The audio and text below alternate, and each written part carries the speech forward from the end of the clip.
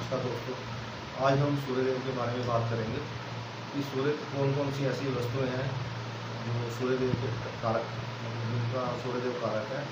कारक मतलब बिगनर्स को बता दूं, जो लोग जो भी जानते हैं वो तो खैर कारक वर्ड समझ जाएंगे, लेकिन जो बिगनर है अभी सीखना चाहते हैं तो कारक का मतलब है कि कौन कौन सी ऐसी वस्तुएं हैं जो सूर्यदेव के अधिकार क्षेत्र में आती हैं।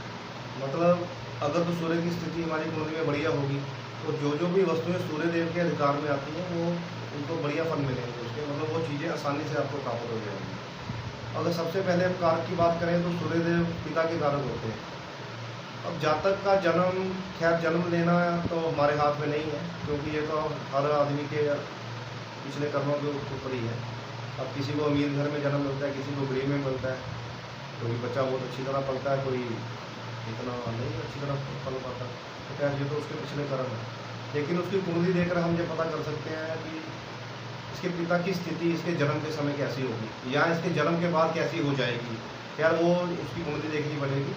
अभी फ़िलहाल हम पिता के बारे में बात करेंगे, क्योंकि सूर्यदेव पिता के कारक हैं। अगर मान लीजिए किसी की कुंडली में सूर्यदेव उच्च राशि में है, सूर्यदेव उच्च राशि में होते हैं मेष राशि में, तो जनरली तो हम यही कहेंगे कि सूर्यदेव उच्च के हैं तो बहुत अच्छे हैं, पर ये जरूरी नहीं है। अब क्योंकि मेष राशि अग्नि तत्व है, सूर्य भी अग्नि तत्व है, तो थोड़े अखड़ भी होंगे ये, क्योंकि सूर्य किंग है। इन लोगों को किसी का ऑर्डर लेने की, मतलब ऑर्डर नहीं लेते किसी का, इसलिए ज़्यादातर हम ऐसे लोगों को यही बताते हैं कि अगर अपना ही आप कोई बिजनेस करे तो अच्छा है, क्योंकि नौकरी तो आप कर नहीं पाएंगे। अब सूर्य तो राजा है ना, तो सूर्य इन लोगों को किसी की सुनने की आदत तो होती नहीं है। और खैर नक्षत्र भी बहुत मैटर है, इसमें मैटर करते हैं। अब जैसे कि ये मेष राशि में उसके होते हैं, तो मेष राशि में 3 नक्षत्र भी हैं। अब ये तो है नहीं ना कि मेष राशि में, अब जैसे राशि में 30 डिग्री होती है तो ज़रूरी नहीं है कि 30 डिग्री में ही ये सूर्य उच्च का फल देगा। या जैसे कि एक नक्षत्र 13 डिग्री 20 मिनट का होता है, तो अगर मेष राशि की बात करें तो इसमें 3 नक्षत्र आते हैं, अश्विनी, भरणी और कृत्तिका। अब इसमें अश्विनी के तो 4 के 4 पार्ट आ जाएंगे, 4 चरण, 4 पद भी बोलते हैं उनको। भरने के भी 4 आ जाएंगे, और उसके बाद कृत्तिका के एक ही पार्ट इसमें आएगा, क्योंकि टोटल 30 डिग्री होती है। और 4 चरण पहले अश्विनी के आगे, तो इसका मतलब 13 डिग्री 20 मिनट का नक्षत्र होता है। भरने के भी आगे 13 डिग्री 20 मिनट अवकाश कर लीजिए, तो ये 26 मिनट 40 सेकंड हो गए। उसके बाद बचे अपना 3 मिनट 20 सेकंड, और 3 मिनट 20 सेकंड, और 3 मिनट 20 सेकंड का जो कार्यक्षेत्र है वो कृत्तिका के अंदर आता है। अब अगर तो सूर्य 0 से 13 डिग्री 20 मिनट के अंदर है, तो अब देखेंगे तो उसके पिता के जो नेचर है ना, स्वभाव है, तो कुछ ना कुछ ट्रेड उसमें केतु में आ जाएंगे, क्योंकि जो अश्विनी नक्षत्र का लोड है वो केतु है। केतु की अगर बात करें तो पता ही आप लोगों को, तो केतु का सिर नहीं है, सिर्फ धड़ है। और नंबर 2, केतु ये आध्यात्मिक लोग होते हैं। केतु मतलब इनको कुछ ऐसा जानने की इच्छा होती है जो वास्तव में नहीं है।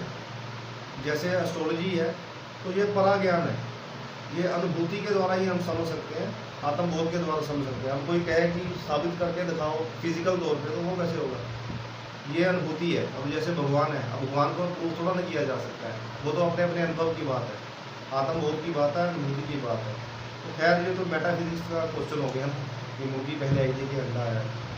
तो खैर जैसे केतु की बात कर रहे थे, अगर मान लीजिए अगर ये केतु के नक्षत्र में है, और केतु क्योंकि एक आध्यात्मिक ग्रह है, तो अब एक चीज़ और है कि इनका सिर तो है नहीं, धड़ है, मतलब कहने का मतलब है ये देख नहीं सकते। तो इन लोगों को अपने आसपास ना समूह चाहिए होता है।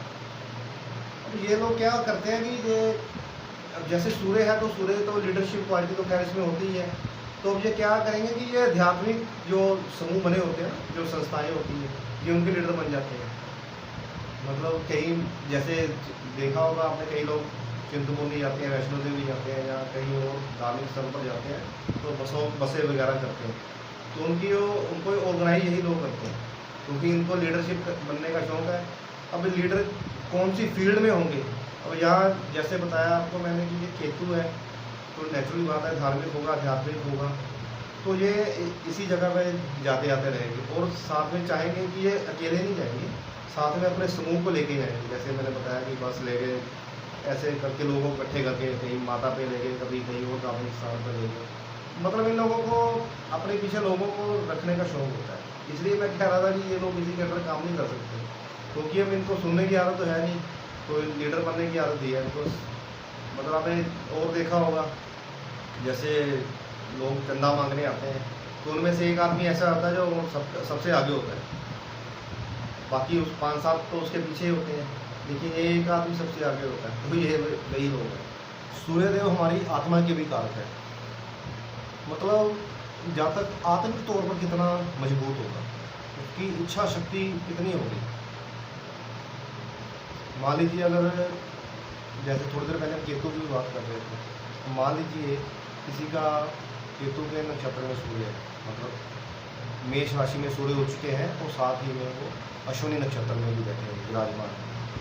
तो अब ये धार्मिक तो होंगे ही, क्योंकि केतु तो है ही धार्मिक ग्रह, आध्यात्मिक ग्रह है। अब इससे इनको फ़ायदा क्या होता है ना, कि अगर ये जितनी देर चाहे मेडिटेशन में बैठ सकते हैं।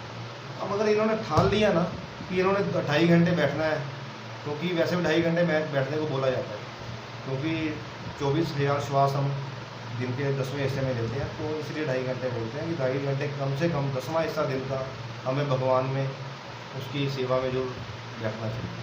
अब ये लोग बहुत आसानी से इसमें बैठ सकते हैं, क्योंकि आत्मिक तौर पर ये बहुत बलवान हो जाता है सूर्य। जिसका सूर्य मेष राशि में है, उच्च का है, और उस पर और कोई मतलब पाप दृष्टि या पाप का ग्रहों का असर नहीं है, और प्लस अगर कहीं वो केतु के नक्षत्र में भी है, तो ये लोग फिर धार्मिक तो होते ही हैं और मेडिटेशन भी खूब करते हैं। तो इस वजह से ये आत्मिक तौर पर बहुत बलवान होने की वजह से ये लंबे लंबे समय तक मतलब साधना में बैठ सकते हैं। उनको बेनिफिट देना चाहिए मेरे हिसाब से, क्योंकि कारक भी सूर्यदेव ही हैं। अगर मान लीजिए कोई जातक बार बार बीमार हो रहा है, वो जगह जगह टेस्ट भी करा रहा है, दवाइयाँ भी खूब खा रहा है, मतलब वो ये कह रहा है कि मैं दवाइयाँ बड़े बड़े डॉक्टरों से ले रहा हूँ, तो मुझे रिजल्ट नहीं मिल रहे उसके। दवाई तो अच्छी खा रहा हूँ, और लोग भी तो वही दवाइयाँ खा रहे हैं ना, ठीक हो रहे हैं, पर ये लोग क्या है कि इनकी बीमारी ठीक नहीं हो रही। उस वजह में भी हमें ये देखना पड़ता है, अगर तो जातक की कुंडली में सूर्य कमज़ोर है, तो क्या होगा कि फिर वो जल्दी बीमार होगा, क्योंकि आत्मिक शक्ति कमज़ोर हो जाती है, विल पावर थोड़ी कमज़ोर हो जाती है शारीरिक तौर पर। आत्मिक तौर पर अगर जो कमज़ोर हो जाएगा आदमी, तो डेफिनेटली है ना बात यही, अगर बीमार होगा तो जल्दी ठीक कैसे होगा। तो इस केस में भी ये सीधा सा समझ आना चाहिए। मान लीजिए कोई बीमार है और कह रहा है कि मैं दवाइयाँ बहुत खा रहा हूँ पर मुझे दवाई का असर नहीं होगा, तो इसका सीधा सा मतलब है कि उसका सूर्य वीक है। तो फिर उस केस में क्या है कि हमें सूर्य को उपायों द्वारा मजबूत बनाना होगा। उससे क्या होगा कि जैसे ही सूर्य मजबूत होगा, तो जो भी दवाई वगैरह खाएगा तो उसको लगेगी, उसका असर जल्दी होगा, और फिर आगे से जल्दी जल्दी बीमार भी नहीं होगा। तो कहने का मतलब ये है कि केतु के ट्रेड इनमें आ जाएंगे। सूर्य के तो है ही हैं, और सूर्य उच्च का है, राजा है, तो लीडर तो ये है, इसमें तो कोई दो राय वाली बात नहीं है। लेकिन कौन सी फील्ड में लीडर होंगे, अब ये वो नक्षत्र डिसाइड करेगा। अब अगर ये केतु में, केतु के नक्षत्र में बैठे हैं, तो जाहिर सी बात है केतु के ट्रेड भी इनमें आ जाएंगे सूर्य के साथ साथ। जैसे मैंने बताया कि संस्थाओं के लीडर ये लोग होते हैं। एक चीज़ और दिक्कत आ जाती है, अब केतु डिटैचमेंट है। अब आदमी आप वो देखिए, आदमी जो आदमी आध्यात्मिक होगा, तो सीधी सी बात है कि वो भौतिकता से थोड़ा दूर हो जाएगा। अब जो आदमी मंदिर जाता रहेगा या गुरुद्वारे जाता रहेगा, धार्मिक स्थानों पे घूमता रहेगा, घर वालों को तो टाइम दे ही नहीं पाएगा ना। तो नहीं, इस वजह से ये लोग घर से मतलब परिवार वालों से थोड़ा दूर हो जाते हैं, और सूर्य देव की वजह से इनमें थोड़ी ईगो भी आ जाती है। अब मान लीजिए कोई छुट्टी का दिन, मान लेते हैं रविवार है, तो क्या होगा कि घर वालों ने तो प्रोग्राम बनाया होगा, बच्चों ने, बीवी ने, चलो आज शॉपिंग करके आते हैं और साथ में फिल्म वगैरह भी देखेंगे, पिक्चर वगैरह दिखाएंगे या थोड़ी आउटिंग हो जाएगी। अब ये लोग उसमें अड़ंगा डाल देते हैं अपना। अब इनको खुद को शौक वहाँ होता नहीं जाने का, तो ये क्या कहेंगे कि नहीं जी वहाँ नहीं जाना, ये उनको मंदिर ले जाएंगे या गुरुद्वारा ले जाएंगे या किसी ऐसी धार्मिक जगह पे ले जाएंगे। मतलब ज़बरदस्ती करते हैं परिवार वालों के साथ। अब किंग है, इसके आगे बोल तो भी सकता नहीं इनके आगे। इसीलिए मैं बता रहा था कि ये लोग ना अपने परिवार से दूर हो जाते हैं। अब मान लीजिए कोई पिता ही है, अगर वो ऐसा करेगा तो 1 बार 2 बार 10 बार तो परिवार वाले देखेंगे, बर्दाश्त कर लेंगे। आजकल बच्चे सुनते तो है नहीं ना इतना। और ठीक है, हर आदमी का अपना अपना खैर थिंकिंग है उसने क्या करना है। अब क्या होता है कि परिवार इस वजह से ना इनसे दूर होने लग जाता है, क्योंकि ये फिर लोग अकेला पढ़ना स्टार्ट कर देते हैं। अब ये क्योंकि इन्होंने करनी अपनी मर्जी है, तो इसलिए घर वाले क्या करेंगे, उनको प्लानिंग बनाएंगे तो उनको बताएंगे नहीं, जाने के बाद फ़ोन करके बता देंगे कि हम यहाँ आए हुए हैं, आप अपना देख लेना। इसी वजह से मैं आपको बता रहा था। तो क्योंकि ये ज़रूरी नहीं है कि मेष राशि में अगर सूर्य है तो उसका स्वभाव एक जैसा ही होगा, नक्षत्र बहुत मैटर करते हैं इसमें। केतु के नक्षत्रों में होने की वजह से एक्चुअली केतु कटिंग है। अब आप और एक पॉइंट आपको बता देता हूँ, मान लीजिए सूर्य की तो खैर मान लीजिए सूर्य अश्विनी नक्षत्र में ही है, उच्च का है। अब उस पोजीशन में क्या होगा कि हमें ये भी देखना है कि केतु कौन से भाव में है। अब वो जिस भाव में भी होगा तो ये जो जातक है ना, उस जातक का पिता जिसकी कुंडली में हम सूर्य की स्थिति देख रहे हैं, पिता क्योंकि हम पिता के बारे में बात कर रहे हैं, तो जातक का पिता उस भाव से संबंधित जो जीवित वस्तु हैं उनसे कट दूर हो जाएंगे। अब मान लीजिए जातक की कुंडली में, किसी बच्चे की कुंडली में सूर्य तो उच्च के हो गए और साथ में वो अश्विनी नक्षत्र में भी है। अब केतु का काम तो मैंने ख्याल आपको पहले डिस्कस कर ली हमने। अब ये भी देखना है कि ये किस भाव से अलग भी करेगा, क्योंकि इसकी जो नेचर है ना केतु की, ये जिस भाव में भी स्थित होगा उस भाव से संबंधित जगह से आपको दूर कर देगा। अब मान लीजिए अगर 10th हाउस में है, तो 10th हाउस तो खैर पिता का भी होता है, बिजनेस का भी होता है, तो ये लोग फिर एक ही काम नहीं कर पाते, काम चेंज करते रहते हैं, क्योंकि केतु कटिंग है ना, उसने कटिंग देनी है, तो कई काम ये बदलते रहते हैं। इस वजह से भी ये सब प्रॉब्लम आ जाती है। खैर और भी बहुत सारी बातें हैं केतु की, वो आगे जैसे जैसे और लेक्चर आएंगे तो आपको अच्छी तरह से बताता रहूँगा डिटेल। अब अगर इसके अगले नक्षत्र की बात करें तो अगला नक्षत्र आएगा इसका भरनी। तो भरनी का मतलब है अगर मेष राशि में सूर्य है वो 13 डिग्री 20 मिनट से आगे हैं, मान लेते हैं 15 डिग्री में। 15 डिग्री में आने का मतलब है कि अब ये भरनी नक्षत्र में हो गए। अब भरनी नक्षत्र का जो लोड है वो शुक्रदेव है, वीनस, मतलब लग्जरी, खर्च, ब्रांडेड वस्तुएं, फिल्म्स, मतलब जो भी आज की ऐशो आराम की वस्तुएं हैं वो सब शुक्र के अंदर आती हैं। अब ये फल बिल्कुल चेंज हो जाएंगे। पहले केस में तो मैं आपको ये बता रहा था ना कि अश्विनी नक्षत्र में है तो उसमें केतु के ट्रेड आएंगे, सूर्य के तो है ही हैं, क्योंकि सूर्य किंग अपनी मर्जी करेगा, पर किस क्षेत्र में करेगा।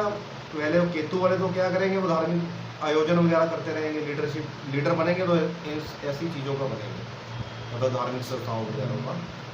तो लेकिन अब ऐसा नहीं होगा, क्योंकि अब ये शुक्र के नक्षत्र में है, तो शुक्र तो ऐशो राम है ना, अब ये इन सब चीज़ों के प्रति आकर्षित होंगे, मतलब हाथ खुला होगा खर्च करने में, अच्छे अच्छे कपड़े पहनेंगे, ब्रांडेड वस्तुएं पहनेंगे। अब परिवार फैमिली को फ़ायदा है।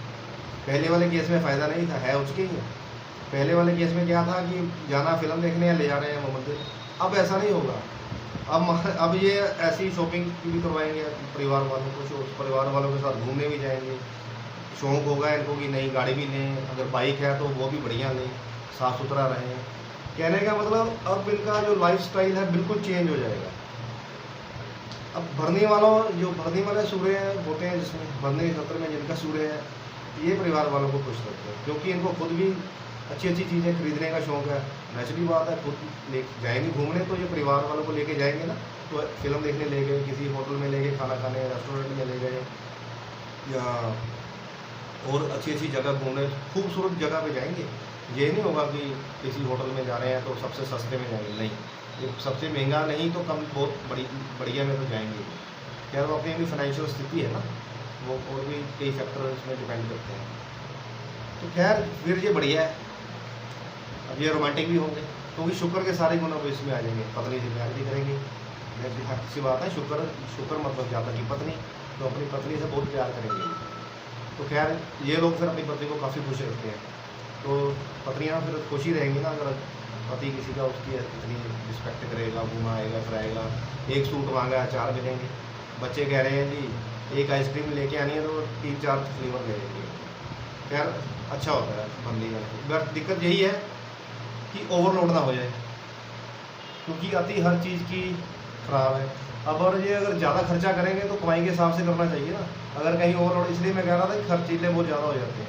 फिर ये नहीं देखते कि कितनी कमाई है, उस हिसाब से खर्चा करें। खैर ओवरऑल खैर बढ़िया होता है, कोई ऐसी बात नहीं है।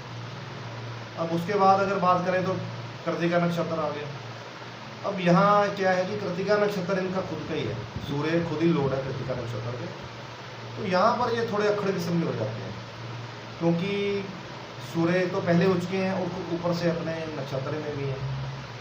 तो यहाँ क्या होगा कि ये चाहेंगे कि जो मैंने कह दिया ना बस वही होगा।